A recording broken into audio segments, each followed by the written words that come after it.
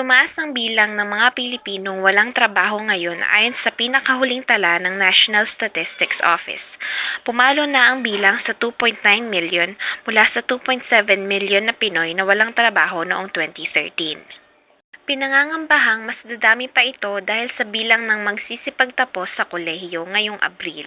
Ayon naman kay Mr. Marco Saez, Assistant Vice Chancellor for Academic Services, pinaghahandaan naman daw ito ng mga estudyante. So we want to make our graduates as competitive as possible, not just in academics, but in also overcoming the challenges in life.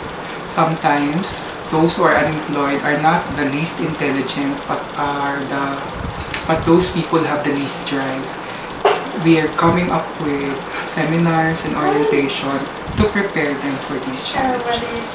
Isa sa mga estudyanteng kasama sa mga magsisipagtapos ngayong Abril ang nagbigay ng kanyang saloob.